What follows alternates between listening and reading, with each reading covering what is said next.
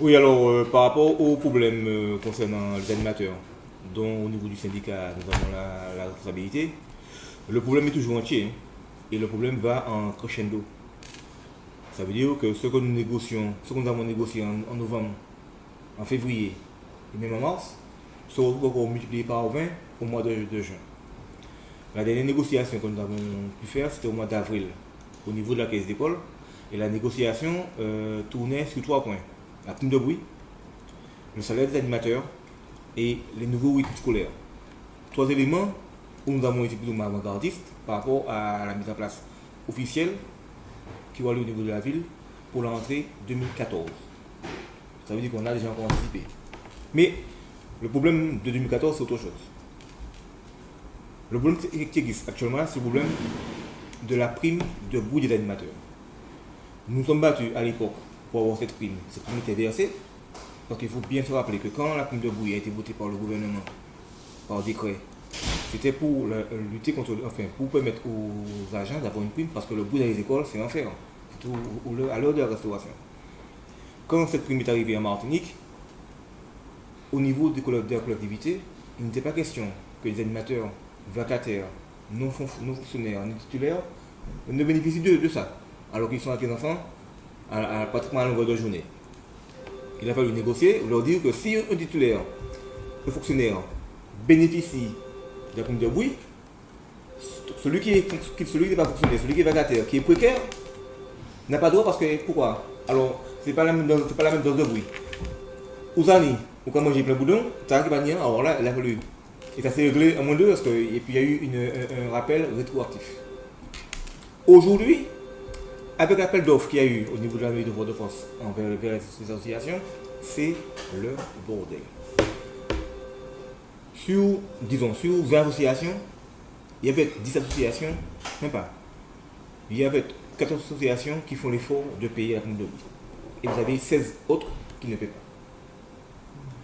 S'il n'y a pas de prime de bruit pour une association, il n'y a pas pour les associations. Parce que si 4 associations paient les primes de bruit et que 16 autres ne paient pas, il y a un problème. Quel est le problème? Le problème, c'est le problème de relation de travail. Je ne vais pas travailler avec toi dans une école, tu as une prime de bruit dans l'école où nous travaillons ensemble, et moi qui suis ton collègue, je suis lapidé parce qu'il n'y a pas la prime de bruit. Ça, c'est un dysfonctionnement. Maintenant, les explications sont claires. Alors, il y en a qui disent qu'ils n'ont pas eu de versement, d'autres ont dit que ce n'était pas pris dans l'accord. Donc, c'est un bordel. S'il y a une appel d'offres, il y a un cahier des charges, il faut que cela soit clair. Donc là, on attend encore une nouvelle réponse de la direction, mais nous, on s'en fout, parce qu'on a déjà annoncé la couleur. Chaque mois de retard, quand le problème sera réglé, automatiquement, il faudra faire un rappel rétroactif. Et l'ensemble des animatrices, soit plus de 200, gentiment, nous font confiance, parce que c'est pas difficile. Nous sommes au mois de juin, ok, mais l'école commence en septembre. En septembre, je ne pense pas que les parents étaient contents de savoir que les écoles seront fermées, par exemple. Donc ça, c'est une première chose. La deuxième chose, c'est concernant le virement des salaires des animateurs. Je n'ai pas à comprendre comment on paie quelqu'un le 18 du mois avec un retard de salaire, il manque toujours une monnaie, il manque toujours une pièce. Et en plus, deux personnes qui travaillent dans le même organisme, dans la même école, qui font le même nombre d'heures, quand l'heure du salaire arrive, il y a une différence entre 3 et moi de 200-300 euros. Le mois d'après, rebelote.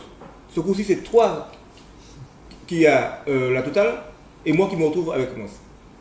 Il y a un bordel, mon Dieu. Quand on négocie ça, ah ouais, mais c'est pas vrai, c'est pas sérieux. Alors c'est vrai. Donc ça, il y a deux problèmes. Maintenant, nous, au niveau, alors pour clôturer le tout, l'école finit le 4 juillet et le gâteau sur la cerise, tous ceux qui ont répondu à l'appel d'offres de la ville finissent le 28 juin. Donc la semaine restante, payée par l'État, l'argent va où? Donc nous, par rapport à ça, c'est clair. Nous avons donné un ultimatum à la ville, parce que c'est la ville qui est chef des écoles. Et c'est pas difficile, hein. Encore une fois, l'école finit le 4 juillet, on peut faire une grève le 4 juillet. Mais on va marquer le coup. Je vois même. Alors, c'est quoi? Non, non, pour moi, ça, c'est pas normal. Donc, on attend gentiment, un courrier est déposé au maire, une fois que ça a été envoyé au maire, sur le sujet en question, on espère que ben, nous répondre là-dessus. Parce que on parle de sécurité des enfants, on parle d'éducation des enfants. Si l'éducation des enfants, c'est entre le 1er septembre et le 30 juin, et bien ça veut dire que entre le 30 juin et le 4 juillet, et bien l'école c'est une voie du bordel. C'est tout.